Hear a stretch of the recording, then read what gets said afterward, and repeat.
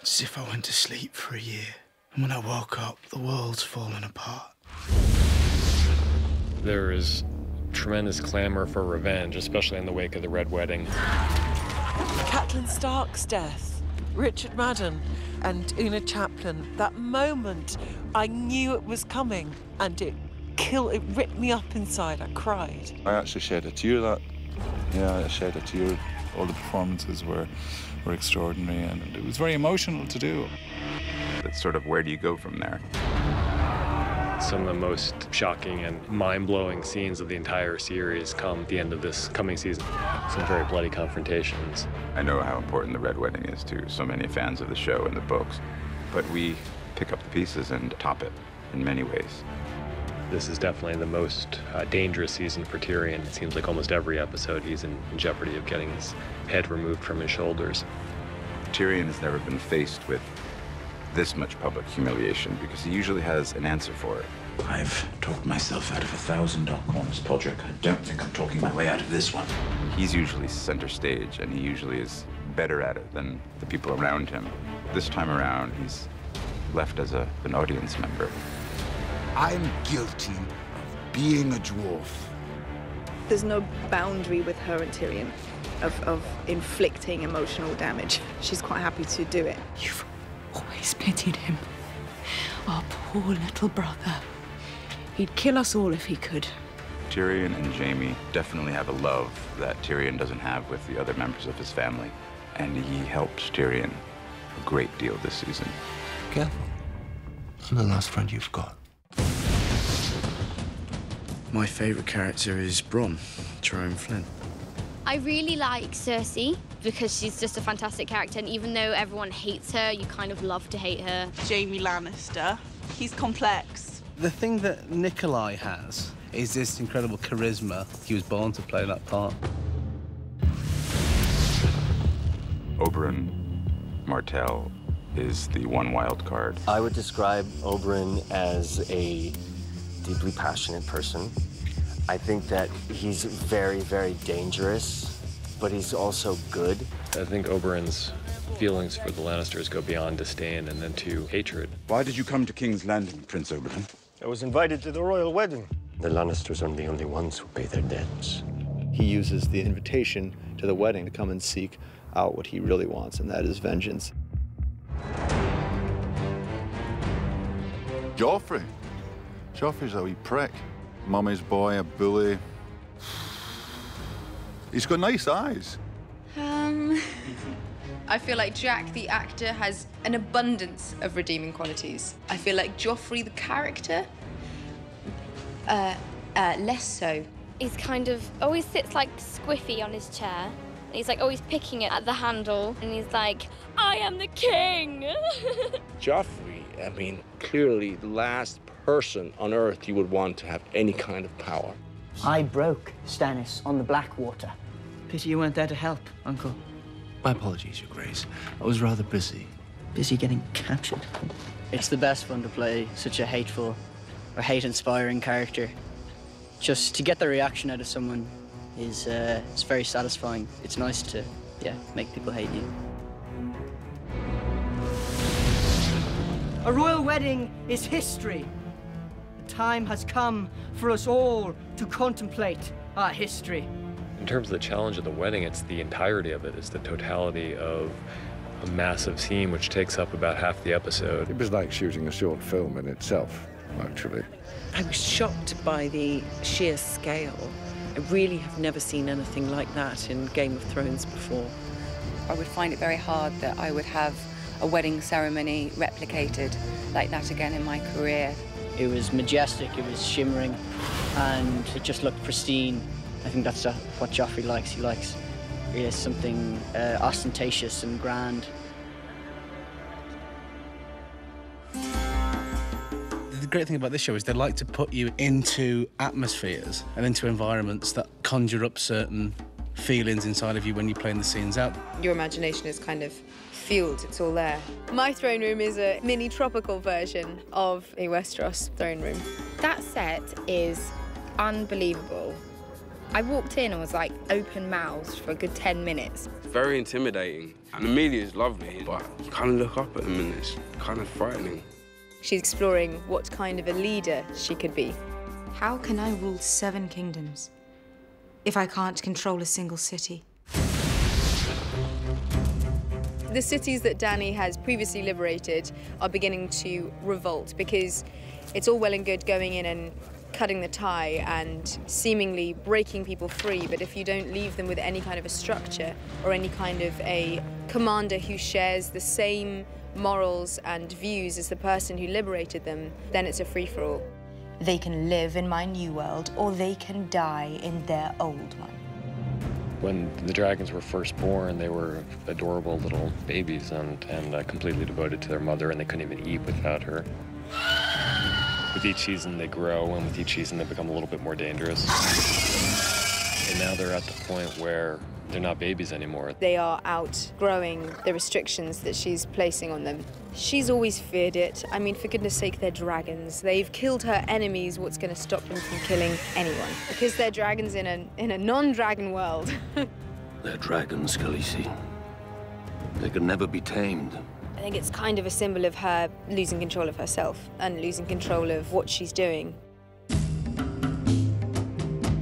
The thing that I got most excited about is Jon is not the same man from season to season. There's too much that's happened to him, too much that's gone on and that he's had to learn from. We find him in season 4. He's in a very bad place as far as how he feels he treated Ygritte and his honor because of that. Not only breaking his vows to the Night's Watch, but breaking his vows to her. He's in a lose-lose position, really. But he has to make good. You've done nothing wrong. I've done plenty wrong. He's reunited with Sam, which is a good thing, but their relationship's changed. Sam and Jon's relationship this year is as even and equal as it's ever been. There's more confrontation between them this season. You're a wildling girl. She's one of the raiders. She's not my girl. Ah, but she was, wasn't she? It's a very different relationship we find themselves in, but still a loving one, still a caring one. And I think without Sam, Jon would crumble. Oh, that's an easy one. Involves prosthetics. No, it's a big man. Go back and find your clothes, Hodor. One of the most terrifying things I've ever had to do was the opening shot of season 3. They wanted to get this feeling of something being behind Sam and something in pursuit of Sam. So they decided the only way to achieve that effect was to chase me on a quad bike through the snow. And they had a guy running alongside saying, the only reason I'm here is if you fall over, I'll get the quad bike to stop. I went, thanks very much. I don't know what they're paying you, but it's not enough. Sometimes greeting CGI wolves is a strange experience.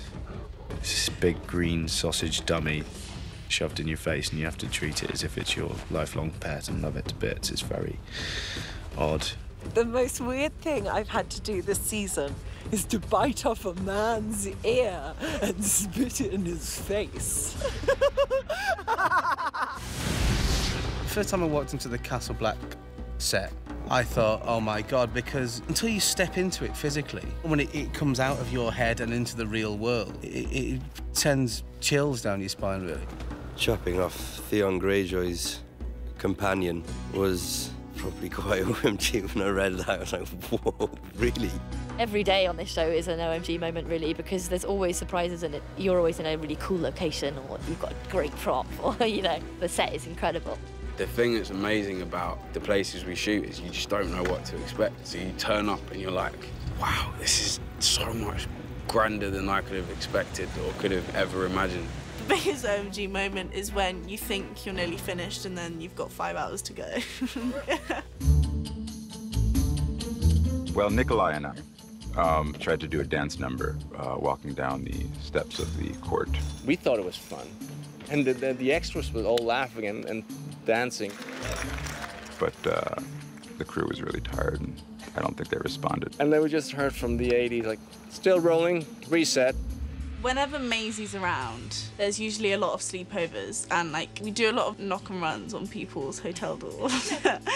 You know, you'd see Dame Diana Rigg playing backgammon with Daniel Portman, and see Lena giving a massage to someone, and everyone's just chatting and joking around, and that's a really nice moment. Everyone else gets the badass quotes. I think the best quotes are Bron's quotes. Any line he has is witty and intelligent and hilarious. You don't fight with honor. He says, no. He did. Okay, well, there was that scene where he said, Hodor. Hodor? Hodor. Hodor. That was definitely a badass one. I think it would be when Ygritte's head is on that rock. Strike hard and true, Jon Snow. I'll come back and haunt you. Oh, that's a great line. Well, there's one this year when she's talking about nothing. Maybe nothing is worse than this. Nothing isn't better or worse than anything. Nothing is just nothing. I think that makes you really think about all the different characters and it kind of puts things into perspective. Oh, Dracarys. Dracarys. Definitely. I believe that's probably the most badass quote. I think Maester Luwin. He was very much a father figure for Bran, and to not have him, I think, is probably a disadvantage to Bran. Be Robb and Catelyn. So hard. The big one that set the whole tone for Game of Thrones being known for a show where no one is safe was Ned Stark. And that completely shocked me.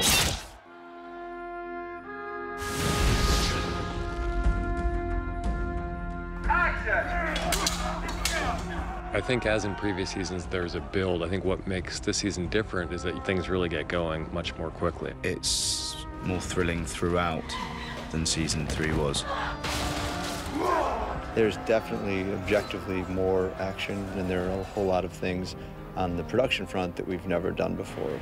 Everyone's kind of now loading the guns, loading their arrows, sharpening their knives, and it's just right. It's not building towards one specific climactic event. There are more climactic events in season 4 than there have ever been before. Every season up until now has been, episode 9 has been the big episode. Season 4 is just very steady.